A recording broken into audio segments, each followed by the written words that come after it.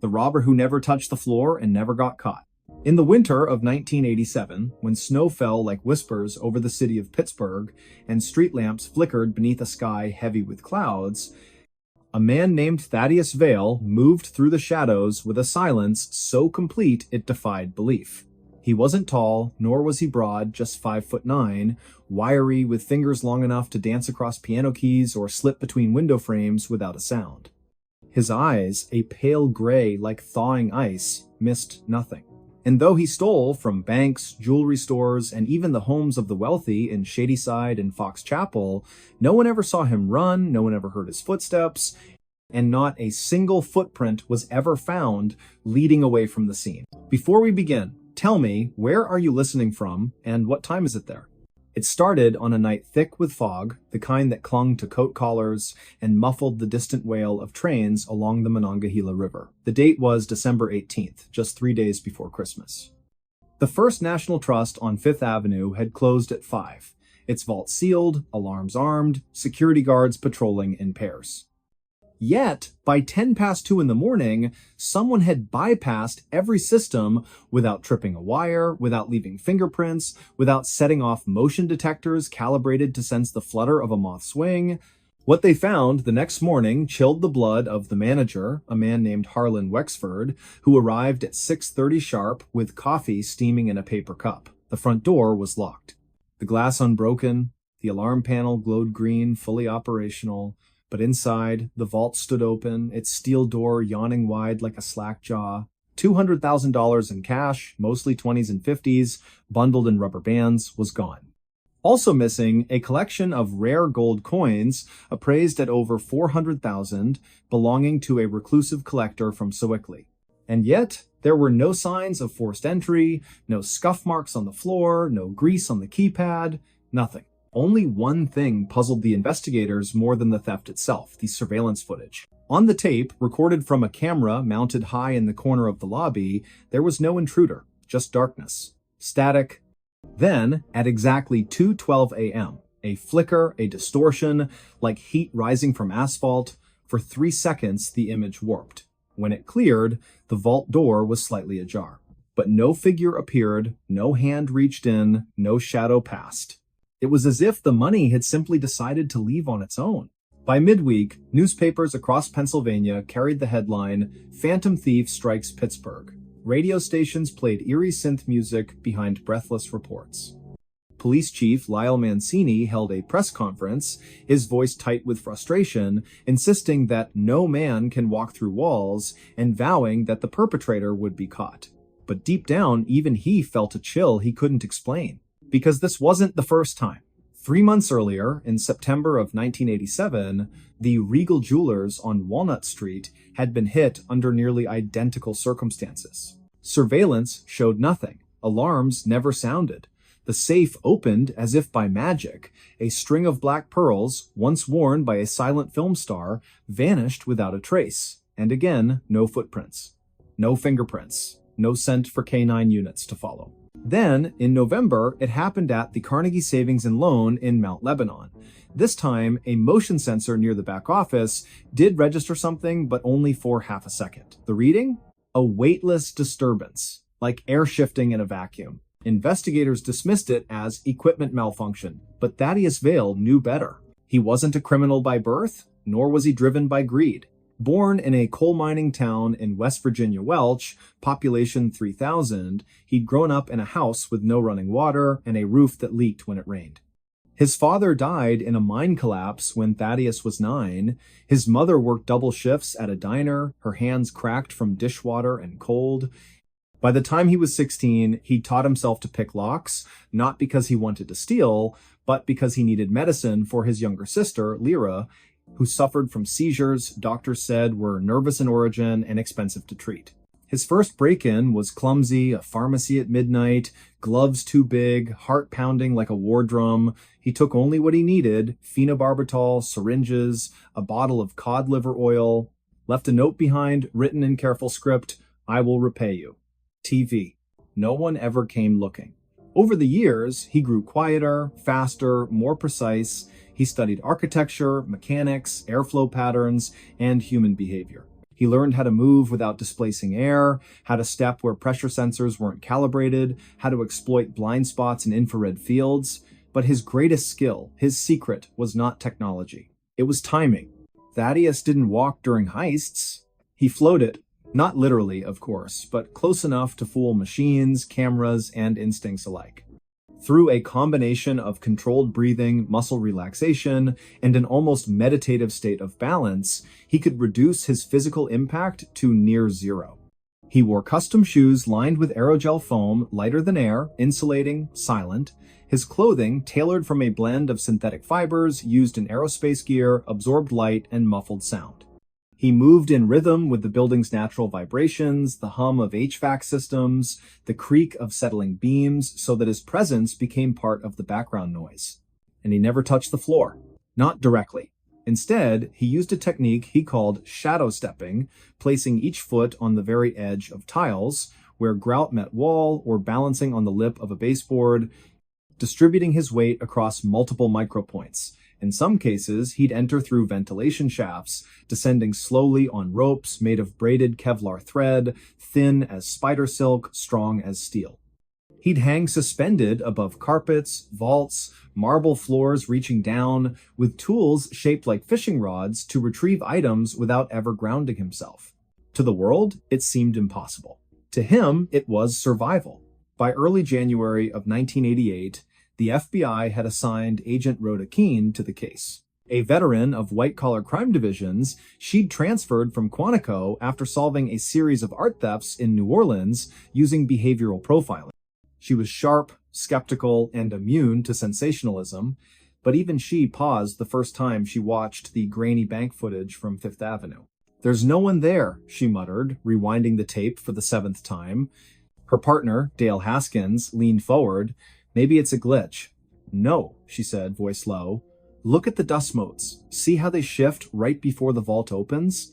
Something passed through. Something quiet." They began cross-referencing all previous unsolved thefts in the region. 8 in total, dating back to 1984. All shared the same pattern: no entry, no exit, no evidence. And in 6 of them, weather reports mentioned unusually dense fog on the night of the crime. Coincidence? Possibly. But then, on January 15th, 1988, the unthinkable happened again. This time, it was the home of Arthur Pembroke, a retired steel magnate living in a gated estate in Sewickley Heights. The mansion had 20 rooms, a private gallery, and a security system designed by a former CIA contractor. Motion sensors, laser grids, thermal imaging, everything. At 1:43 in the morning, the system registered a temperature fluctuation in the east wing. Not enough to trigger an alert, just a brief dip like a breath against glass. When Pembroke's housekeeper arrived at 7, she found the display case in the study shattered, not broken outward, but inward, as if crushed from within. Missing, a platinum pocket watch engraved with the coordinates of the Titanic's final resting place, and a letter signed by Thomas Edison promising collaboration on a wireless illumination device. Again, no prints, no alarms, no sign of struggle, but this time there was something new. On the marble floor, just beneath the shattered glass, lay a single playing card. The Queen of Spades, flipped face up. Agent Keene stared at it in the evidence photo, her pulse quickening. "He's communicating," she whispered. Haskins frowned. "With whom?" "With us," she said. "Or maybe with someone else." She ordered a full forensic sweep of all prior crime scenes, anything left behind, no matter how insignificant. And 2 days later, in a dusty envelope from the Regal Jewelers case, they found it a matchbook from a diner in Clarksburg, West Virginia. On the back, scribbled in pencil, "For Lyra. Soon." Keene traced the diner's records. Only one person had asked for directions to Welch that week, a man matching Thaddeus Vale's description, paying an exact change, wearing a long coat and sunglasses despite the overcast sky. She flew to West Virginia the next morning. Welch was a ghost of its former self, storefronts boarded up, miners out of work, children playing in empty lots where company houses once stood. She found the Vale residence, easily a sagging frame house on Sycamore Street, paint peeling, porch steps rotted, no lights on, no car in the driveway, but smoke curled from the chimney. She knocked. Silence. Then The soft click of a lock. The door opened just enough to reveal a woman, thin, pale, wrapped in a wool blanket. Her eyes were red, her hair tied back with a frayed ribbon. "Yes?" she asked, voice hoarse. "Mrs. Vale," Keene said gently. "I'm Special Agent Rhoda Keene, FBI. I'm looking for your son, Thaddeus." The woman didn't flinch, didn't gasp, just exhaled slowly, like someone releasing a burden. "He's not here," she said, "and he won't come back." "Why not?" "Because he's done what he needed to do." Keene stepped forward. "Ma'am, your son is suspected in multiple thefts, over $1 million in losses. People are scared. We need to talk to him." The woman smiled faintly. "Talk to him? You think he'd let you catch him? You think he leaves tracks because he wants to be found?" She opened the door wider. Inside, the room was sparse wood stove, cot, bookshelf, crammed with engineering manuals and old medical journals. On the wall, a map of Pittsburgh was pinned with tiny red dots, each marking a location of a theft. But in the center, a photograph. A young girl, maybe 10 years old, smiling beside a hospital bed. A caption beneath, handwritten, "Lyra's first seizure-free year. She's alive," the woman said softly. "Thanks to him, the medicine, the specialists, the treatments they said we could never afford. He gave her time. 5 years. She passed last April. Peacefully." Keene felt her throat tighten. "And now?" she asked. "Now he's gone," the mother said. "Where? I don't know. Maybe helping someone else. Maybe just resting." She handed Keene a small box wrapped in brown paper. "This came yesterday. No return address. Just your name." Keene opened it. Inside, the Edison letter, the Titanic watch, and a note on thin stationery. "Return these. They were borrowed. T.V." No arrest warrant was ever served, no trial convened. The FBI closed the case in March of 1988, citing insufficient evidence and lack of identifiable suspect. The media moved on. The public forgot. But in quiet corners among locksmiths, security consultants, and urban legends, whispered in police academies, Thaddeus Vale became myth. They say he still moves. On nights when fog rolls in from the rivers, when the wind carries the scent of coal and frost, some claim to see a figure drifting past windows, never casting a shadow, never making a sound. They say he doesn't steal anymore. They say he helps. A wallet returned to a college student who lost it on the T. A stack of bills slipped under the door of a family facing eviction. A prescription filled anonymously at a pharmacy in McKeesport. And sometimes, if you look closely at the snow-covered ground after such events, you'll notice something strange. No footprints. Just the faint impression of edges like someone walked on the very border of the world, never quite landing, never touching, never caught, and perhaps never meant to be. The stories. Phone recording documented their final minutes. The file that surfaced last winter was short and brutal, and local dispatch confirmed the voices matched a missing maintenance pair.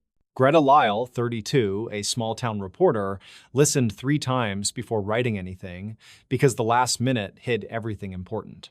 Greta lived in a valley where the hills felt close and the roads curled between pines that ate cell bars after mile 6.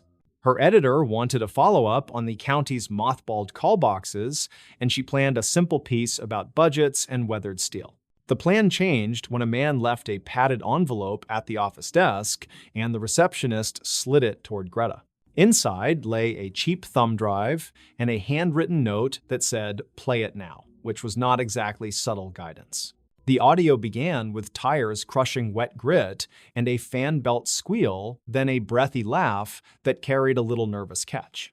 A woman said, "Hit record anyway," and a man replied, "We will just send it to Burgess later," and gravel pinged the undercarriage.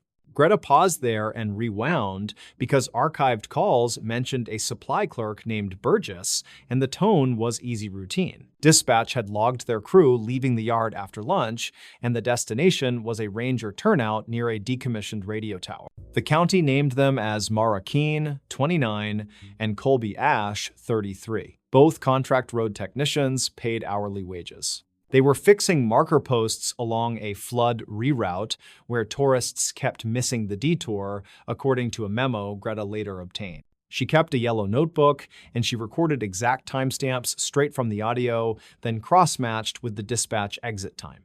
Static rose and fell like weak FM, which fit a corridor where the timber wall trapped signals, something locals complain about every spring. The woman on the file spoke again, and her voice changed colors like people do when they feel watched, but pretend they do not. "Do you see that cone?" she asked, and the man said, "Not our brand." Then the truck door chirped, then another small, impatient silence. 2 clicks sounded like metal against plastic, which Greta later matched to the folding rod used to set reflective stakes at bends. A train horn cried far away with 2 short blasts, then 1, and Greta wrote that pattern down and circled it 3 times. A witness told her a freight line hugs the river, and the drainage there creates its own echo that stacks horns out strangely. If the pattern matched that schedule, she could place the recording on a map within minutes, which is all any timeline really needs. At 23 minutes in, a male voice new to the scene drifted across the microphone, thin and half carried by the wind. "You folks need a hookup," he said. And a second voice we never hear again muttered something that sounded like numbers and road letters.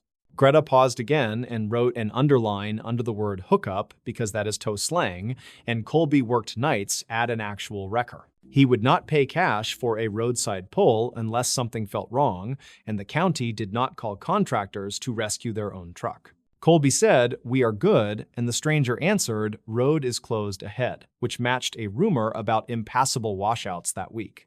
Greta called the county shop and asked about the washouts, and a foreman said the road was soft but open with flagged cones. The file captured an engine idling close, and a beeper chirped 3 times, the exact rhythm used by older reverse alarms on flatbeds. A chain clinked against a bumper, and the woman whispered, "We should go." Then the phone scuffed fabric as someone reset their grip. Greta listened to that fabric sound again and again because the microphone scraped a zipper, which gave brand and suggested jacket style. She went to the surplus store and found county-issued windbreakers with chunky metal pulls that rasp exactly like the noise at 19. The envelope had no return address, but courier records put it at a copy shop where a camera watched the counter until closing time. The clerk remembered a man with a field jacket and a gray cap, and he bought a single USB stick with cash and no receipt. Greta did not print that part, and she did not share it with anyone besides her editor, because he asked for caution and patience. Instead, she drove the turnout on a weekday afternoon and brought a friend who knew rail schedules, then they listened at the shoulder. The freight line sang through the ravine, and the horn called twice, then once, and the echo folded back with the same aching cadence. She drew a circle over the map where that sound best fit, then paced off the shoulder and found a rut that bit deep and straight. Down the slope, hidden by alder, lay an abandoned call box faceplate with new screws driven into old holes, clean and too shiny. The county had removed the boxes after a storm in 2019, and crews reported salvage thieves yanking wire for quick cash. Greta photographed the screws and the plate, then noted fresh shoe prints with a square heel that looked like a hardware store special. Her phone had no bars, so she returned to town and requested traffic camera pulls for the nearest intersection where coverage still worked. A state tech sent stills from a ridge camera that framed taillights heading toward the turnout after midday in a light, steady rain. One frame showed a retired tow truck with faded lettering, and the next showed the county pickup tucked behind it like a shy cousin. Greta played the audio again and caught a faint double click at 29, the sound of a handheld radio powering and squelching. That detail mattered because the county monitors one frequency while tow outfits use another, and she recognized the wrong hiss entirely. She interviewed a grocery clerk who stocked drinks near the bin of hand warmers, and he remembered selling 2 sleeves to a road tech. The receipt time sat within 10 minutes of the exit log, and his detail about the jacket patch matched the issued windbreakers perfectly. A bartender at the junction recalled a flatbed guy bragging about his old badge from a volunteer rescue club that folded years ago. He liked to flash it to get lanes cleared, and he kept a coil of chain in the cab, and he always smelled like 2 cycle gas. Greta ran the plate fragments from the ridge stills through a spreadsheet of county surplus auctions, and one number set rang familiar. A retired truck had been sold to a seasonal contractor 5 years back, and that contractor worked grading crews through 3 winters. She asked the yard boss for copies of work orders and found add-ons for road closures that never reached the public board for posting. 3 were billed to a line called Emergency Barricade Verification, which can pass quiet if everyone is cold and trying to go home. Greta returned to the file and let the final minute run without a pause, and the sound tightened like a knot being cinched hard. "Back it down," said the stranger, and another voice said, "Winch."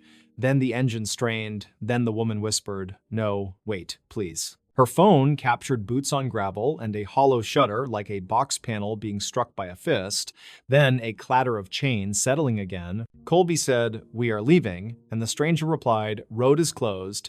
Then something metallic squealed, and the microphone hit the seat. Greta recognized the squeal later when a mechanic showed her a retired foot brake on that model, which locks if someone yanks hard. A second engine revved and then drifted away, and the train horn cried again, which pinned the window tighter than any wristwatch could. The file ended with water, sound, and wind, and then a barely audible sentence that a lab enhanced for the sheriff before the case closed. A female voice whispered, "He is not alone," which fits the bartender's story, and one traffic still that shows a second vehicle tailing the flatbed. Greta never wrote the name of the contractor who later died in a solo wreck on a dirt connector above the timberline in early spring. The county cited the company for unpermitted closure devices, and a civil suit settled quietly after an insurance review and sealed filings. The recording was cited in the settlement as contemporaneous documentation, which means the phone created a timeline that prosecutors trust completely. It helped link unreported cones, a counterfeit callbox faceplate, and an old truck beeper that chirped a signature 3-note pattern. Greta visited the turnout one more time when the snow melted, and she stood where the ruts cut dark through the alder roots. She listened for horns and for chain, and she watched the waterline move, and she wrote names she would never print anywhere. A retired dispatcher took her call and confirmed that a training tape from 2015 uses the same 3 beeper chirps. It teaches rookies to ignore unauthorized closures unless a county badge verifies, because anyone can buy cones and a safety vest. Greta asked him what he remembered most from long nights watching a map blink, and he said mistakes always make more sound than luck. He said a good tech marks those sounds. Then he asked if she could hear her own pencil scratching when she replayed the last minute. She told him yes, and she told him about the zipper scrape that matched the metal pull, and he laughed, then he went quiet. He said that noise meant the person tried to pocket the phone without breaking the recording, which is a trick dispatchers teach. The bartender called once more and said a woman had started bringing flowers to the turnout, and she left them at the alder cut. He asked if Greta thought the woman was family, and Greta said she did not know and that strangers honor strangers more than most.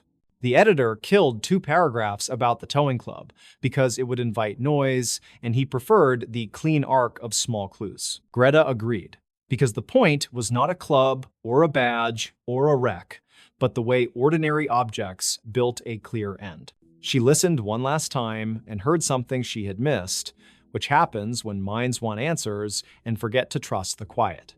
The very first second carried a shy sigh like people make when they press record and pretend they are not scared of new evidence. Greta printed that detail and moved it near the top, and she explained that simple acts create proof that survives strangers and storms.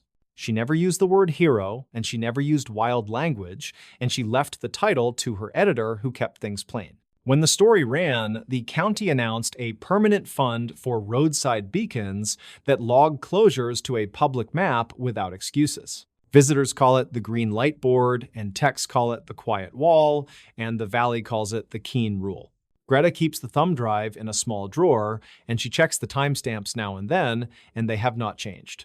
She believes the last decision Mara and Colby made was to document, and that choice laid stepping stones across a very dark place. The valley will always have roads that curl into quiet, and someone will always think cones look official when no one is watching.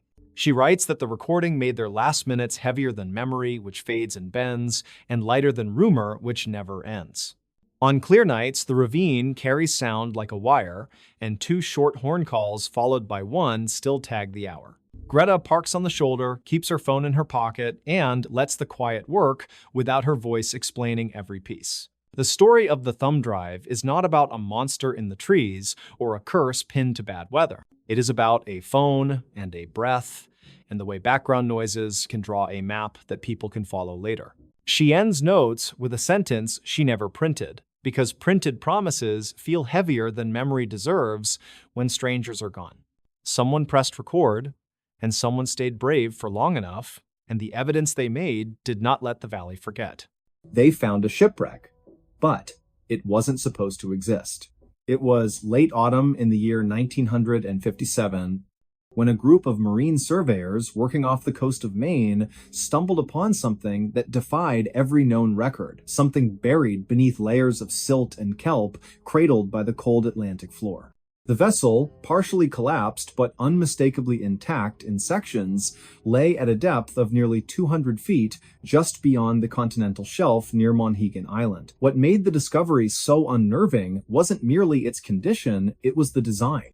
The hull bore no resemblance to any documented ship from the colonial era, nor did it match the blueprints of early American fishing vessels or merchant schooners. Its structure was sleek, almost futuristic for its time, with riveted plating arranged in an unusual spiral pattern and portholes shaped like ovals rather than circles. Most peculiar of all, there were no markings, no name, no registry number, nothing to suggest where it came from or who had sailed her. Before we begin, tell me where are you listening from and what time is it there? The team, led by Silas Thorne, a wiry, weather-beaten oceanographer with salt-crusted boots and a permanent squint from years spent scanning horizons, had been mapping the seabed for potential oil deposits when their sonar picked up an anomaly. At first, they assumed it was a submerged rock formation, perhaps an ancient glacial deposit left behind by retreating ice sheets. But as the remote-operated camera descended through the murky water, the image on the monitor shifted from shadow to shape and then, suddenly, into undeniable form. A ship.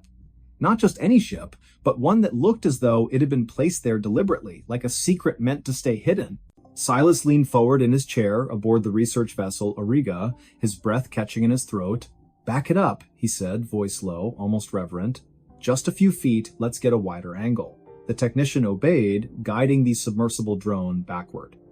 And there, illuminated in the beam of its spotlight, the full silhouette emerged long, narrow, with a prow that curved upward like the beak of some prehistoric bird. No sails, no smokestacks. Just smooth metal, stained green with corrosion, yet still holding its shape after decades, perhaps centuries, beneath the waves.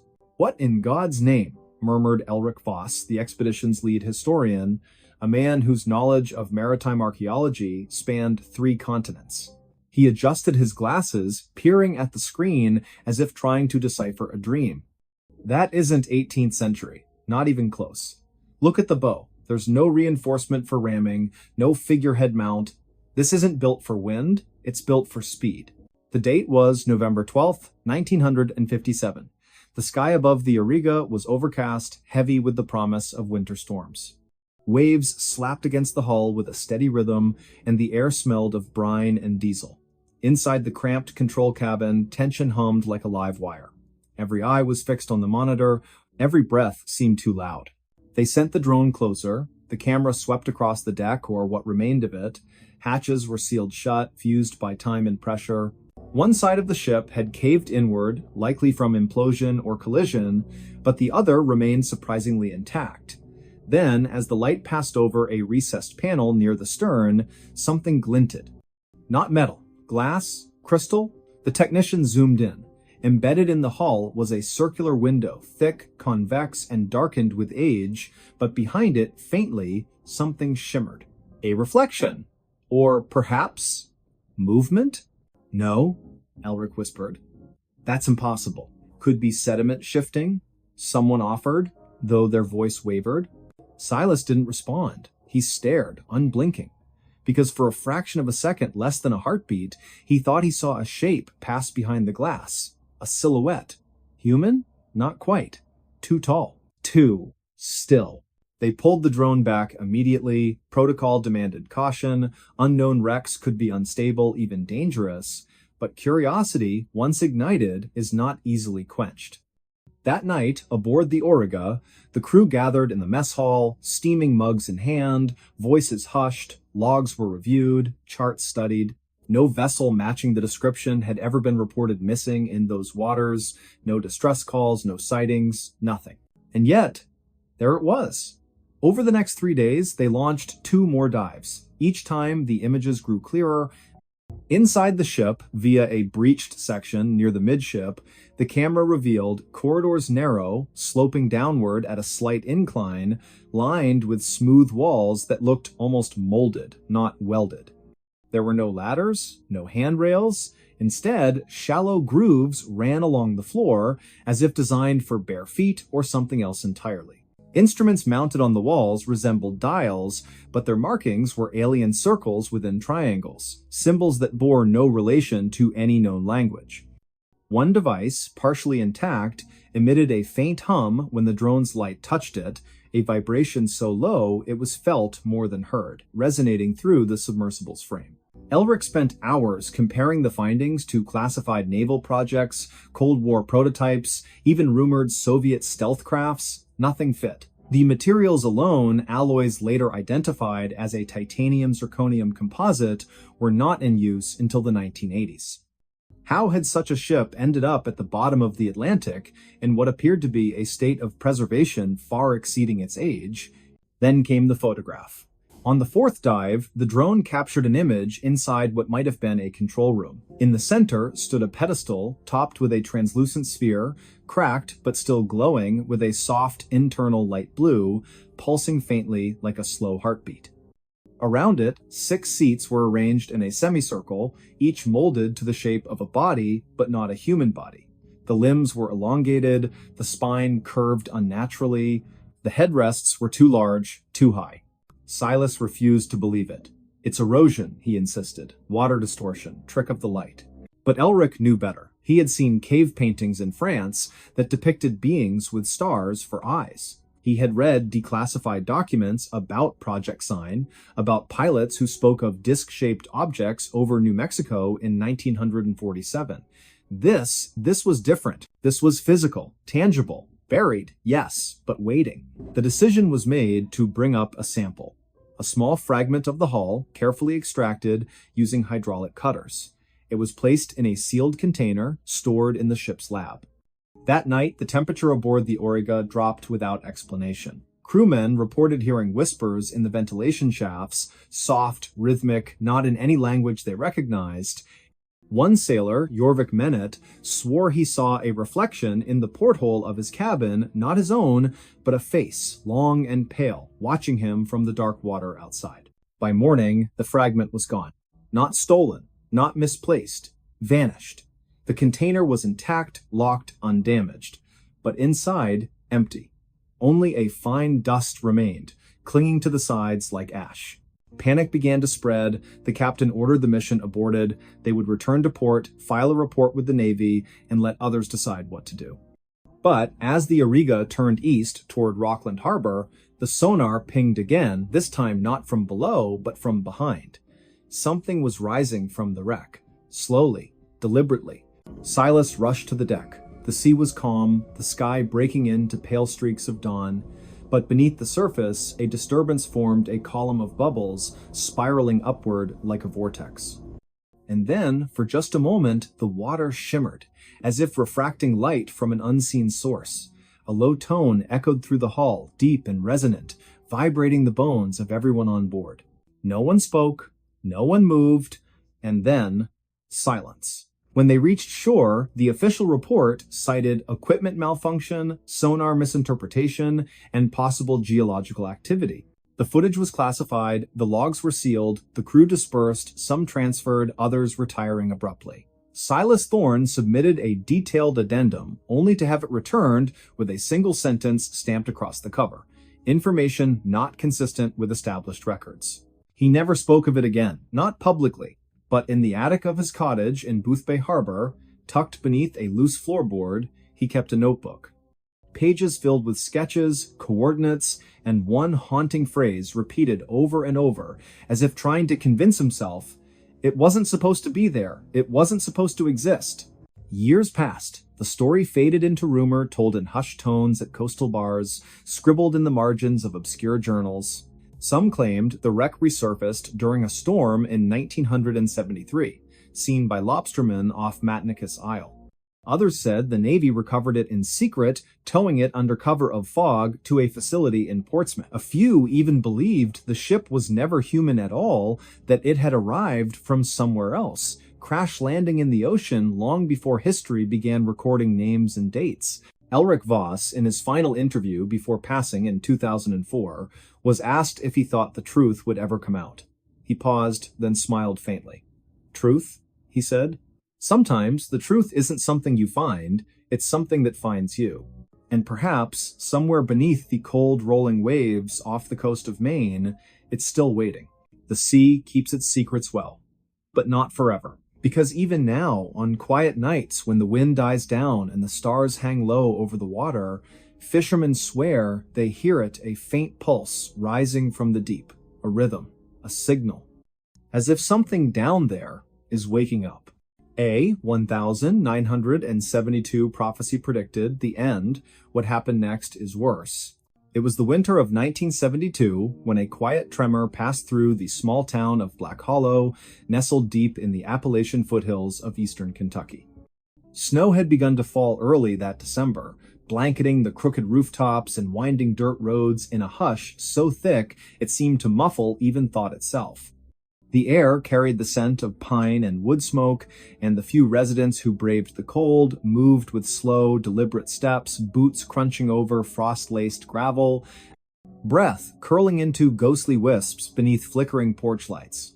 At the edge of town, near where the old railroad tracks disappeared into the misty woods, stood a crumbling stone chapel, long abandoned, save for the occasional drifter or curious teenager daring each other to go inside after dark. The chapel had once belonged to a short-lived religious sect known as the Covenant of the Final Dawn, a group that sprang up in the late 1960s, led by a man named Thaddeus Vale, whose sermons spoke not of salvation, but of reckoning. He claimed to have received visions during a near-fatal fever in the summer of 1968, visions of fire falling from the sky, of cities sinking into silence, of a great stillness descending upon the earth like a shroud. His followers, no more than 30 at their peak, built the chapel themselves using river stones and salvaged timber, believing it would serve as a sanctuary when the end came.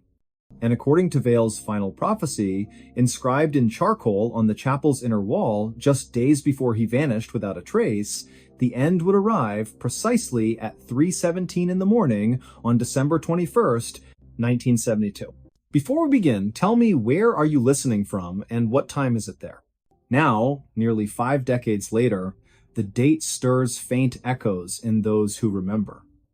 Not because the world ended that night, but because something far more unsettling took place instead. Something that didn't make the newspapers, wasn't captured by radio signals, and left behind only whispers buried beneath layers of denial and disbelief. That evening, a handful of townspeople gathered at the general store, run then by Eldon Mirth, a wiry man with sharp eyes and a habit of speaking in riddles. He kept an old wind-up clock above the counter that never quite matched the time on anyone's wristwatch. By 7 o'clock, the store was unusually full. Minnie Galloway, the postmistress, sat knitting by the pot-bellied stove, her fingers trembling slightly as she looped the yarn.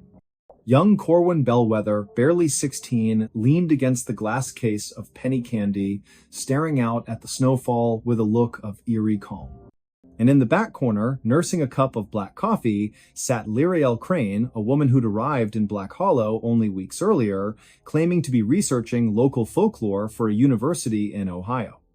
She wore a long wool coat, the color of dried blood, and her voice, when she spoke, was low and measured, like water moving under ice. They weren't there by accident. Each had heard the rumors. Some said Vale had returned. Others whispered that the ground beneath the chapel had begun to hum at night, vibrating like a plucked wire. A few children reported seeing figures standing among the trees' tall, thin shapes, with no faces, just smooth skin where features should be. And then there was the dream. Dozens of people across the county claimed to have had the same one within days of each other. A vast, silent field under a bruised purple sky where rows of empty chairs stretched endlessly toward a horizon that pulsed like a heartbeat. In the dream, someone or something was waiting for them, but no one could remember who. At 9:42 p.m., the power went out. Not just in Black Hollow. Every home, every streetlight, every radio tower within a 30-mile radius lost electricity simultaneously. The darkness was absolute. No stars pierced the clouds. No moon cast its glow. Even the snow seemed to absorb light rather than reflect it. Inside the store, Eldon lit a kerosene lamp, its flame casting long, wavering shadows across the walls. No one spoke. Outside, the wind died. The snow stopped falling mid-air, suspended in glittering crystals that hung motionless between earth and sky. Then, at exactly 2:58 a.m., the clock above the counter began to chime. This was impossible. It was a wind-up clock. It hadn't worked properly in years, and yet it rang 12 times, each tone deep and resonant like a bell tolling underwater. When it finished, Lirael stood slowly, her chair scraping against the wooden floor. "It's starting," she said. Her voice did not waver. He wasn't wrong, he just misunderstood. No one moved. Corwin's hands clenched around the edge of the candy case. Minnie dropped her knitting, the needles clattering to the floor. Eldon stared at the clock, his face pale, lips parted as if trying to form words that wouldn't come. At 3:17 a.m., the exact moment prophesied, something shifted. It wasn't an explosion, not an earthquake, not even a sound at first. It was a sensation, as if the air itself had grown thinner, as if reality had exhaled and forgotten to inhale again. The suspended snowflakes began to fall once more, but slowly, too slowly, like sand through an hourglass turned sideways. Then, from the direction of the chapel, a single note rose a tone so pure and high it made the teeth ache. It lasted only seconds before fading into silence. And then, the lights returned. Electricity surged back through the lines, radios crackled to life with static, the clock above the counter stopped chiming, frozen once more at 10 past 10. Outside, the snow fell normally, birds chirped in the trees. The world seemed unchanged. But it wasn't. Over the next few days, things began to unravel, not all at once, but in quiet, insidious ways. People reported missing hours. Corwin swore he'd walked to the chapel that night, though his boots were dry and untouched by snow.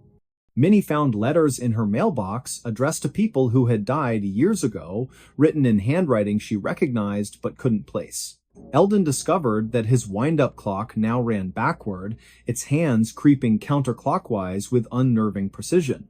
And Lirael? She disappeared the next morning, leaving behind only a notebook filled with symbols and dates. Dates that stretched far beyond 1972, looping forward into the 21st century and beyond. One page bore a single sentence written in careful script. The end did not come. It arrived earlier, and we simply failed to notice. Black Hollow never recovered its sense of normalcy. Not really.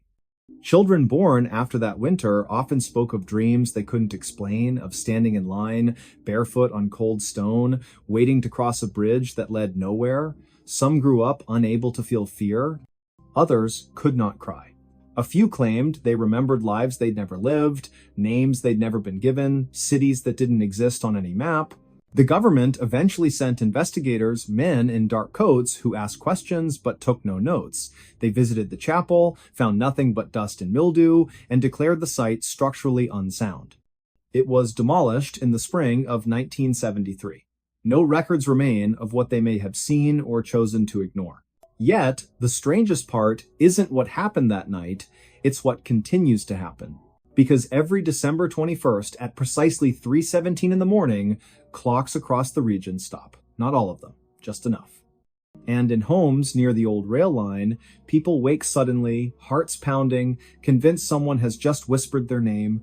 The air grows thick, breathing becomes difficult, and for exactly 13 seconds, the world feels hollow, as if something vital has been removed replaced by a perfect, echoing absence. Scientists have offered theories: geomagnetic anomalies, infrasound waves, mass hallucination triggered by seasonal affective disorder, but none can explain why dogs refuse to bark during those seconds.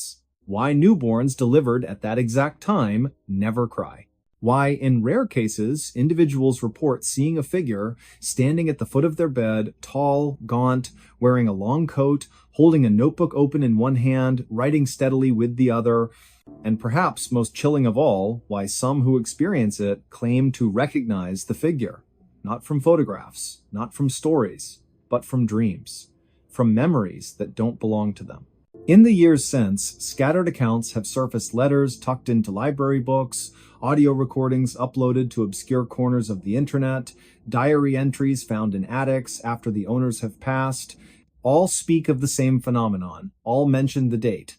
All describe that 13th second, the pause in existence, the breath held too long, the sense that something ancient and patient is watching, waiting, counting. One such account came from a retired schoolteacher in rural Indiana, writing in 2015. I was only 6 when it happened, but I remember the silence. My mother used to say, the world stopped spinning for a moment. I didn't believe her until I felt it again last year. It's getting longer. Not much, maybe half a second more than before, but it's growing. And I hear them now, faintly, like voices through a wall. They're calling names, not ours, names from before. Another, a geologist working in New Mexico, recorded a series of seismic readings taken on December 21st, 2019. His instruments detected no earthquake, no tremor, just a single, isolated pulse of energy emanating from somewhere deep beneath the Appalachian Range. The waveform resembled nothing natural. It looked, he wrote, like a heartbeat, but one that shouldn't exist.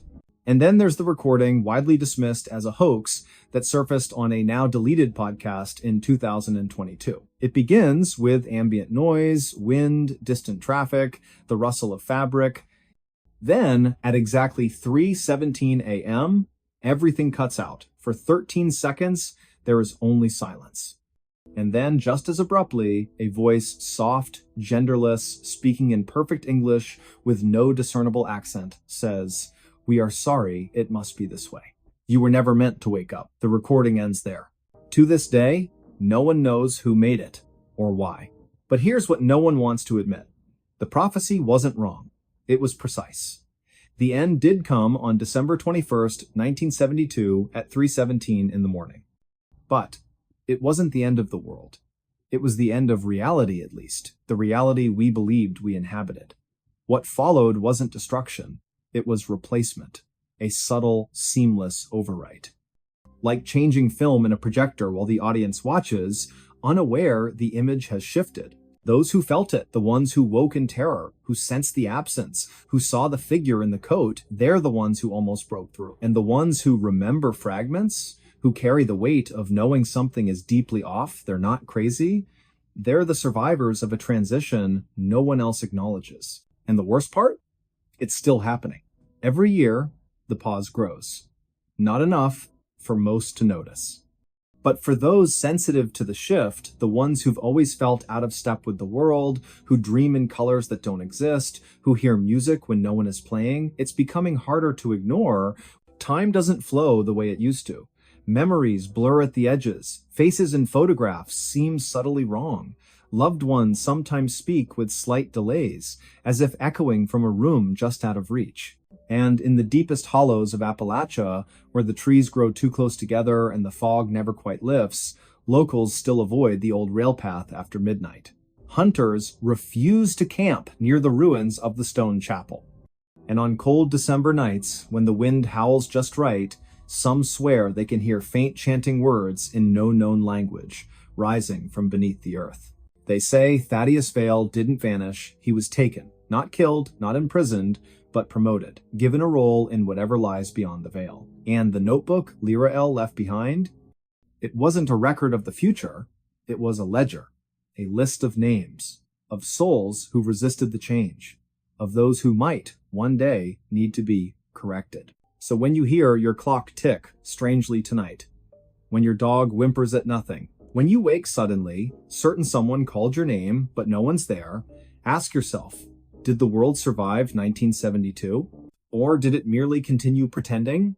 A ghost ship drifted into port with a fresh meal on the stove. It was the winter of 1987 when the fishing trawler Marianne V slipped silently into the harbor of Gloucester, Massachusetts, just before dawn on a brittle February morning. No lights flickered from her deck, no voices called out, no radio signals preceded her arrival. She came like a shadow drifting through fog, her bow nudging gently against Pier 6 as if guided by unseen hands. The first to notice her was Elias Thorne, a weathered dockhand with 40 years of salt in his bones and frost still clinging to the brim of his wool cap. He'd arrived early to check lobster traps, steam rising from his coffee cup curling into the pale gray sky. When he saw the vessel listing slightly, paint peeling like old skin, name barely legible beneath grime, he froze.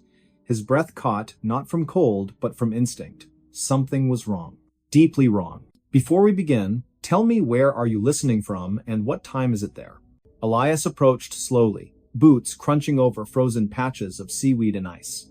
The Marianne V had been reported missing 3 weeks prior, last seen off the Georges Bank during a sudden nor'easter that had swallowed 2 other boats whole.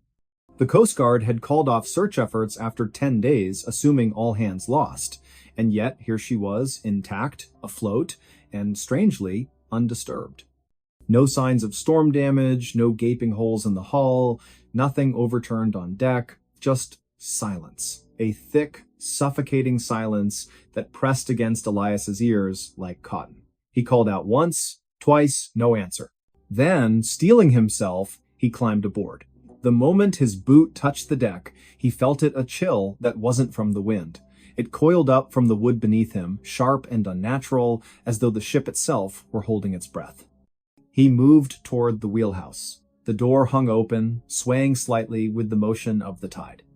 Inside, the radio crackled with static, a faint loop of Morse code repeating endlessly 3 dots, 3 dashes, 3 dots, SOS, over and over, though the power should have been dead. The logbook lay open on the chart table, the last entry dated February 3rd. Heavy fog.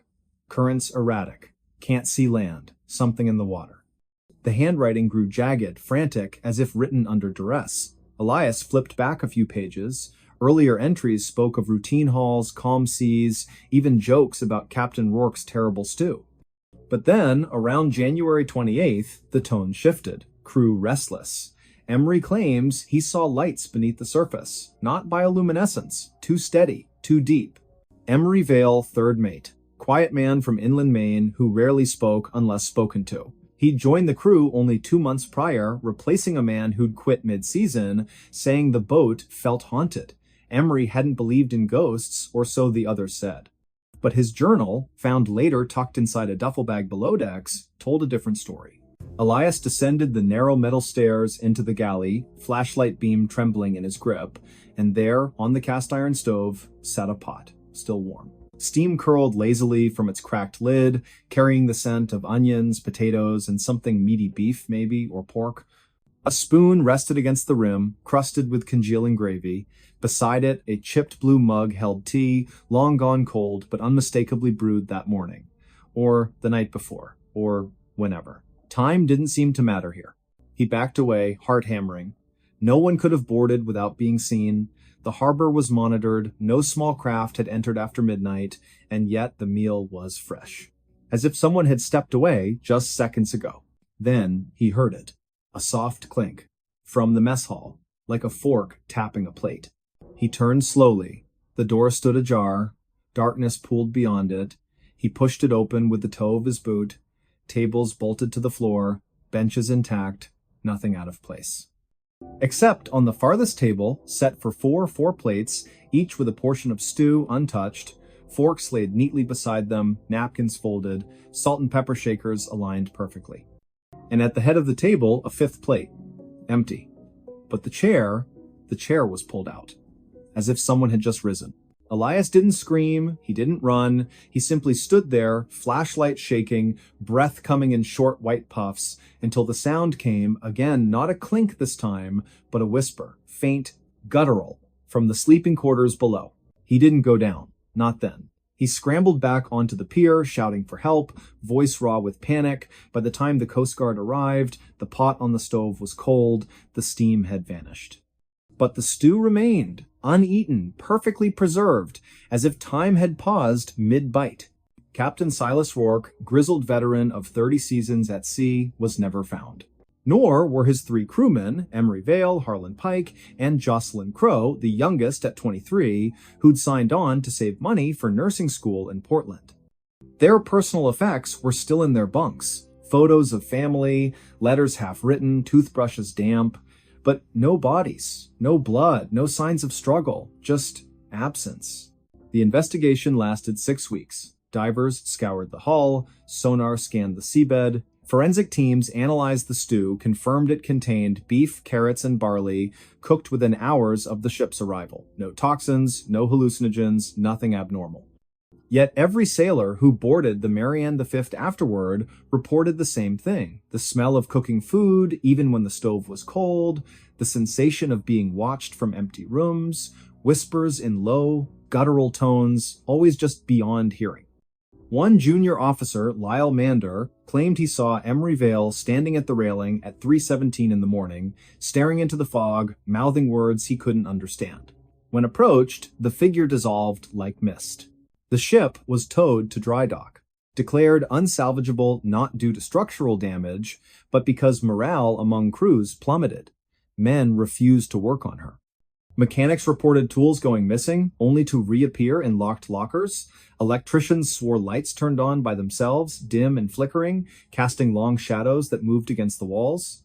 By April, the decision was made. The Marianne V would be scuttled, sunk in deep water beyond the continental shelf, where currents would carry her far from shipping lanes. The ceremony was brief. No flags, no speeches, just a single flare shot into the twilight sky as charges detonated along her keel. She sank slowly, bow first, vanishing beneath the waves with an almost ceremonial grace. But here's what they didn't report, what never made the official logs. 3 days later, a Norwegian freighter, the Fjordwind, radioed the Boston Maritime Authority from 50 miles east of Sable Island. They'd spotted wreckage, part of a wooden table, scorched at the edges, floating amid a slick of oil. Attached to it, miraculously preserved in a sealed plastic sleeve, was a page torn from Emery Vale's journal. The handwriting was frantic, ink smudged as if written in haste or fear. "They're not dead. We never left. The ship doesn't sink. It drifts, it waits, it feeds. The stove is always warm, the table is always set, and one day it will come back. With a fresh meal. For us." The page was authenticated, handwriting matched samples from Emery's personnel file, ink consistent with pens issued to crew, but how it survived explosion, fire, and ocean pressure, no scientist could explain. And then, on the evening of December 9th, 2012, a local fisherman named Corwin Haskins reported seeing a vessel matching the Marianne V's description near Jeffrey's Ledge. Fog was heavy that night, visibility near zero. He claimed the ship passed within 20 feet of his boat, lights dark, decks empty. But from her galley window, a yellow glow pulsed like a stove lit below. He tried hailing her, no response. When he turned to grab his radio, she was gone. Vanished into the mist. No wreckage was found, no trace on radar. The Coast Guard dismissed it as a mirage, a trick of the light. But Corwin insisted, said he smelled stew in the air, beef, carrots, barley, and underneath something darker, metallic, like blood. To this day, Gloucester fishermen avoid that stretch of water after sunset, especially in winter, especially when the fog rolls in thick and silent. Some say if you listen closely on still nights, you can hear the Morse code 3 dots, 3 dashes, 3 dots echoing from beneath the waves. Others claim to see a faint glow beneath the surface, drifting with the current like a lantern in the deep. And every year, around February 10th, a single bouquet of wilted wildflowers appears on the railing of Pier 6. No note, no signature. Just flowers brown at the edges, salt stiffened, as if carried across the sea. Left there, some say, by someone who never came home. But perhaps the most unsettling detail, the one that lingers in the mind long after the story ends, is this. When authorities finally cleaned out the galley before scuttling the ship, they found something odd in the cupboard. A can of stew. Store-bought, label faded, best before date, October 12th, 1986. Expired over a year earlier, yet the can was warm to the touch. And when opened, it was full. Steaming. Fresh. As if just heated. No one ate it. It was incinerated along with the rest. But sometimes, late at night, when the wind howls just right through the rigging of moored boats, people swear they can smell it. That rich, savory aroma. Onions, potatoes, meat slow-cooked for hours. And they wonder, who was it meant for? And more importantly, is the table still set? The sea keeps its secrets well, but every now and then, it returns them to drift into port, unannounced, uninvited, with a fresh meal on the stove and chairs waiting to be filled. So the next time you walk past an empty dock and the wind carries the faint scent of cooking food, ask yourself, was that the neighbor's dinner? Or something else? Something older? Something hungrier? Something that remembers your name and knows when you'll be home? This desert town exists to hide something. The night siren proves it. The sun had long since collapsed behind the jagged teeth of the Sierra Lamitas, painting the sky in bruised purples and fading oranges, when Elias Thorne first stepped onto the cracked asphalt of Drywater Junction. The air hung thick with dust and silence so deep it pressed against the eardrums like cotton soaked in oil. No crickets, no wind, not even the distant hum of a generator broke the stillness. Just the soft crunch of Elias's boots on gravel and the slow creak of a rusted sign above him that read, "Welcome to Drywater Population 17." That number, he would later learn, was not quite accurate and never had been. Before we begin, tell me, where are you listening from and what time is it there? It was late September in the year 1997 when Elias arrived, a geologist contracted by the Bureau of Land Management to assess subsurface erosion patterns near the Mojave Fringe. He wasn't supposed to stay longer than 3 days. But Drywater had other plans. The town clung to the edge of the desert like a scab, refusing to heal wooden shacks leaning at odd angles, their windows boarded or shattered, paint peeled into ghostly curls. A single gas station stood open, its fluorescent light flickering like a dying heartbeat. Behind the counter sat a man named Orrin Vexley, gaunt as a scarecrow, eyes milky with cataracts that didn't quite hide the sharpness beneath. He handed Elias a room key without asking for ID, without smiling, and said only, "Don't go out after sundown, especially if you hear the siren." "I think the same." Elias laughed, then nervously, more out of discomfort than disbelief. "Siren? Like an air raid?" Orrin didn't blink, like nothing you've heard, and once you do, it stays with you, in your bones.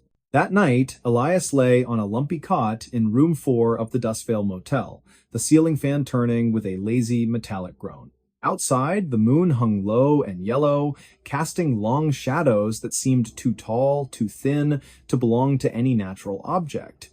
He'd just closed his eyes when it came a sound so unnatural it froze the breath in his lungs.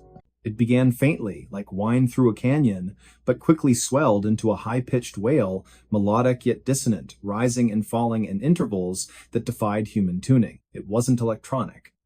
It wasn't animal. It carried weight, like something ancient being dragged across stone. The siren pulsed through the walls, vibrating the glass in the window, making the metal bedframe hum. And beneath it, almost imperceptible, were voices whispering, overlapping, speaking in no language Elias recognized, yet somehow understood in flashes. "They watch from below," one seemed to say. The hollow ones, remember. He bolted upright, heart hammering, sweat slick on his neck. He reached for the lamp, knocking over a glass of water. The siren stopped instantly. Silence crashed back like a slammed door. No birds. No footsteps. Nothing. He waited nearly an hour before daring to peer outside.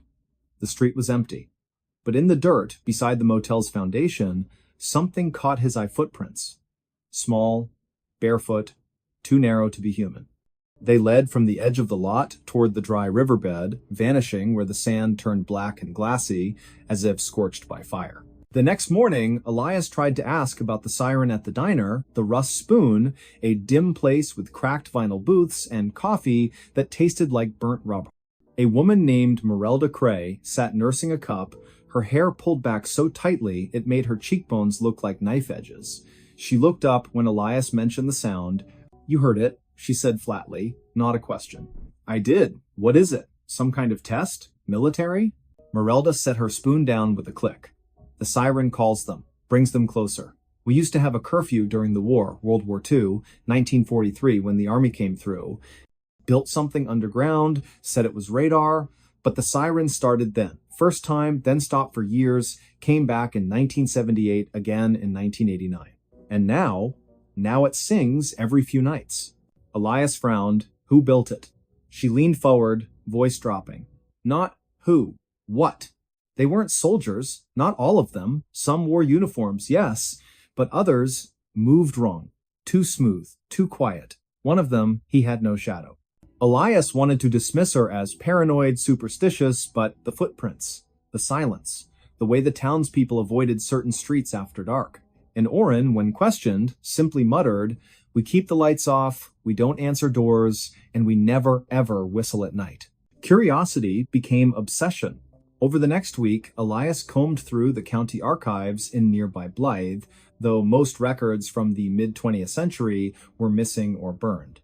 What he found instead were fragments, a classified project codenamed Operation Hollow Veil, referenced in a declassified memo from the Department of Defense dated March of 1944. Mentioned briefly, acoustic resonance experiments conducted in isolated zones intended to disrupt enemy signal propagation, but the location was redacted. Only a grid coordinate remained, plotted directly beneath Drywater Junction. He returned with a ground-penetrating radar unit borrowed under false pretenses. Working under cover of darkness, he scanned the area near the old rail spur, half a mile east of town. At a depth of 230 feet, the machine picked up a vast hollow chamber circular, approximately 300 yards in diameter.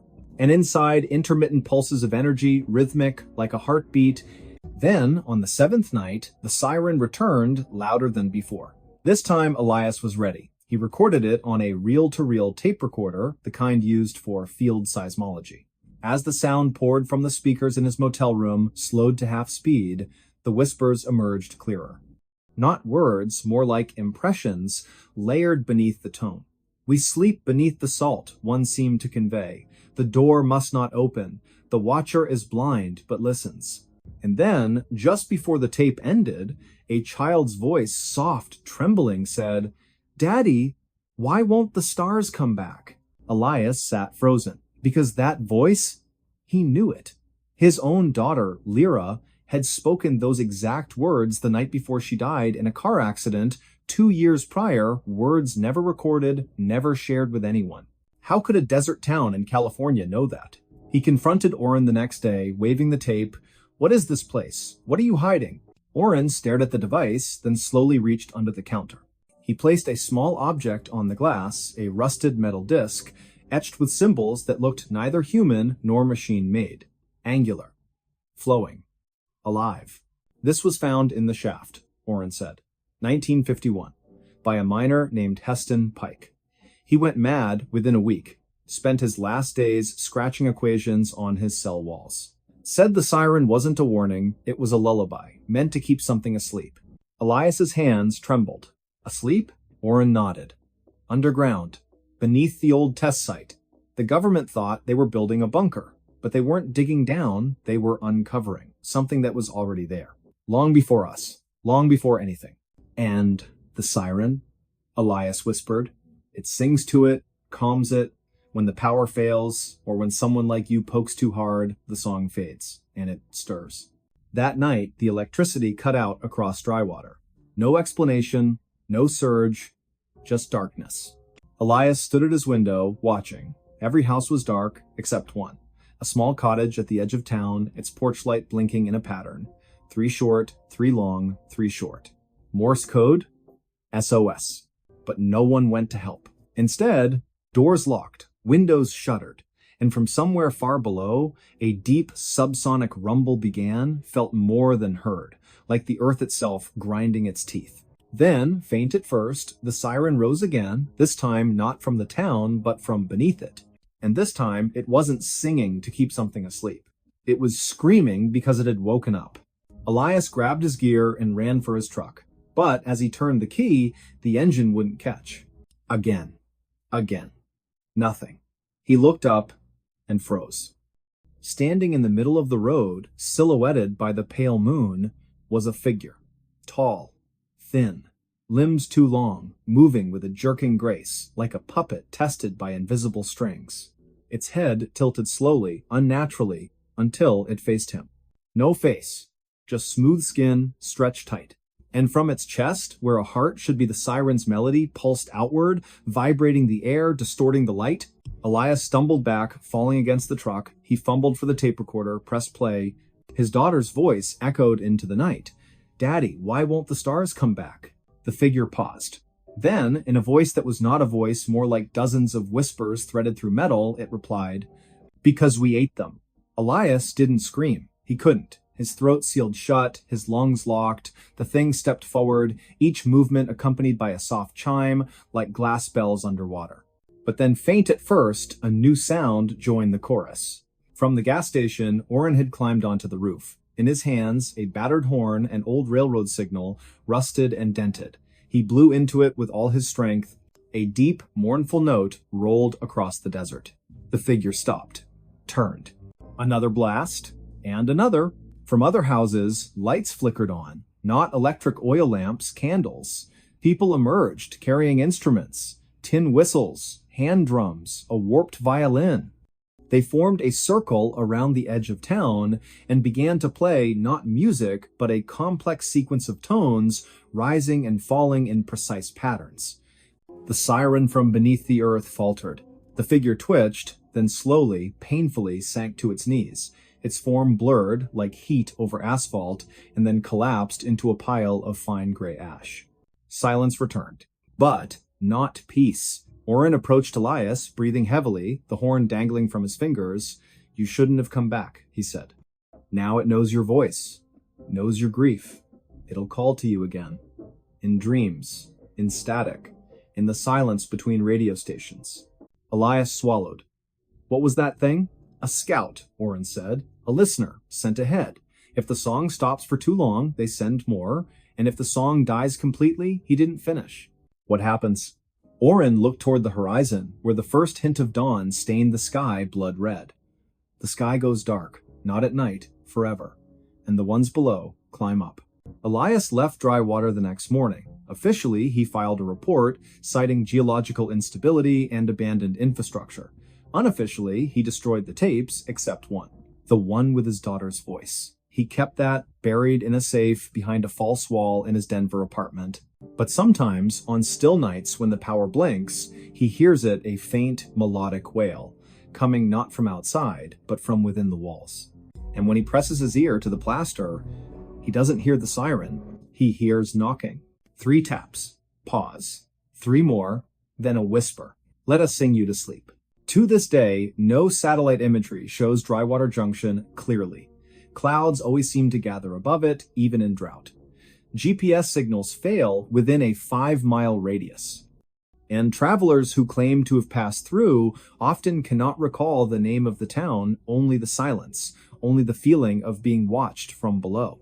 And if you drive through the Mojave after midnight and your radio begins to crackle with a strange, haunting tone, do not stop, do not listen, do not answer if something calls your name in a voice you once loved.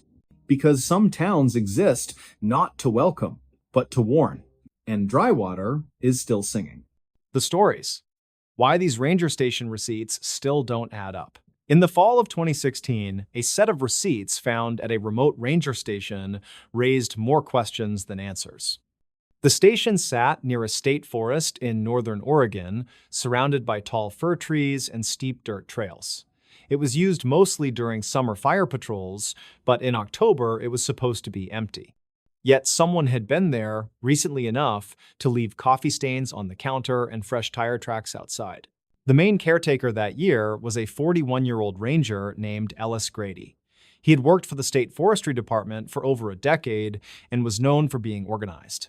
When Ellis went missing for 2 days in early November, his coworkers assumed his truck had broken down on the backroads again. He returned quietly that Wednesday morning, pale and distracted, claiming he had been checking fire cameras deeper in the valley. But when the office assistant filed his expense paperwork, she noticed something strange about his fuel receipts. The dates and amounts didn't match the department's card records. Before we begin, tell me, where are you listening from and what time is it there? At first, no one paid much attention. Rangers often paid for fuel out of pocket and turned in the slips later. But the accounting team flagged the entries because they came from a gas station nearly 70 miles off his assigned patrol route. The receipts were time-stamped 2 nights before he returned, right around the time he was unreachable by radio. The manager called him in for a short meeting, but Ellis brushed it off, saying he must have grabbed the wrong slips. Then he went back to work like nothing had happened. 2 weeks later, the night duty ranger stopped at the same outpost and noticed the door unlocked. Inside, lights were on, and someone had clearly been there. Coffee was still warm in the mug, and a jacket hung on the hook near the door. A few papers sat on the counter, pinned under a half-eaten granola bar. When the ranger flipped one over, he saw a receipt from the same station near the coast, dated that very day. It had Ellis's signature at the bottom. When questioned again, Ellis looked shaken. He admitted he had been there that morning, but claimed he just liked driving the scenic route to clear his head. His supervisor didn't find that convincing. The ranger station wasn't even close to the coastal highway. The dirt road leading there was partially blocked by fallen branches from the last storm, and no patrol had been assigned west of the ridge in weeks. Later, one of the younger rangers named Lydia found Ellis's old logbook. Inside, the last few pages were torn out. The remaining entries mentioned several trips out to check Tower 17, a decommissioned lookout on a ridge above an old mining road. That tower had been boarded up for years after a small landslide shifted the foundation. Nobody was supposed to go near it, but the receipts, when mapped, showed a pattern leading right in that direction. In December, a state audit began. Investigators collected the receipts and compared timestamps with the department's truck GPS logs. The logs confirmed that Ellis's vehicle had gone off-route 3 times in late October. Each time, he stayed parked in the same area for several hours. No maintenance work or inspections had been scheduled there. When the auditors interviewed Ellis, he denied staying overnight and insisted the logs were inaccurate. Still, his supervisor noticed the smell of mildew and campfire smoke on his jacket, as if he had been sleeping outdoors. A retired ranger named Hal, who used to work those trails, came forward after hearing rumors. He told the auditors that Tower 17 wasn't completely empty. Inside the storage room below the lookout floor, there were boxes of old survey records and equipment, some of which had been used decades earlier to mark water boundaries. He said if anyone wanted to hide something out there, it would go unnoticed for months. That prompted a small search. 2 rangers and a deputy hiked up to the ridge on a mild January morning. They found tire tracks that matched the department vehicle and a flattened patch of grass behind the tower. Inside, they found the storage boxes Hal mentioned. Most were filled with faded maps and water samples sealed in glass jars. But under one box was a torn envelope containing several small gas receipts folded together. Each had Ellis's handwriting and the same coastal gas station stamp. When Ellis was told about this discovery, he reportedly said, "Then someone's messing with me." He claimed he had never been inside that tower and suggested maybe someone else had used his name. But handwriting experts later confirmed that the signatures were consistent with his previous expense forms. It wasn't conclusive evidence of wrongdoing, but it didn't make sense either. The total fuel listed on those receipts was more than his truck could even hold. The Forest Department quietly placed Ellis on leave while they continued looking into what he was doing on those off-route trips. They interviewed people from nearby towns, asking if anyone had seen a white government pickup in late October. A mechanic from a service station 20 miles south recalled a man in a ranger uniform buying fuel from a portable drum around that time. He couldn't be sure it was Ellis, but he remembered the guy paid cash and seemed in a hurry. By early spring, the case went cold. The department moved on, Ellis resigned, and the receipts were boxed up with the rest of the audit files. But in 2019, a new ranger named Theo discovered something while clearing out the same outpost. He found a metal coffee tin hidden behind a loose board under the counter. Inside were several folded papers, damp but legible. They were fuel receipts again, all from that same coastal station. The latest date was November 3rd, 2016, the night Ellis had gone missing. Each receipt had strange notes scribbled on the back. One read, "No radio past Ridge." Another said, "3 lights south of Tower." The handwriting matched Ellis's older logs. The department contacted him again, but he refused to comment. A few weeks later, he reportedly moved to Montana and stopped responding to emails. Since then, the receipts have been filed in the regional archive. Some employees still talk about the case, mostly as a cautionary tale. Every few years, new staff find copies during routine checks and bring them up again, wondering what he was doing out there. The gas station itself closed down in 2017, so no new records could be verified. The old cashier who worked there remembered a quiet man in uniform coming in several times that fall, always after midnight, always buying coffee and fuel, never talking much. No criminal charges were ever filed. The department concluded there wasn't enough evidence to prove misconduct, only inconsistencies in the paperwork. Yet to this day, those ranger station receipts still don't add up. Some say Ellis was running a side job with off-book fuel sales. Others think he was covering up something that happened near that old tower. But whatever the truth was, it remains buried somewhere in the hills beyond the ridge, where the radios still go silent and the trail signs fade away each winter.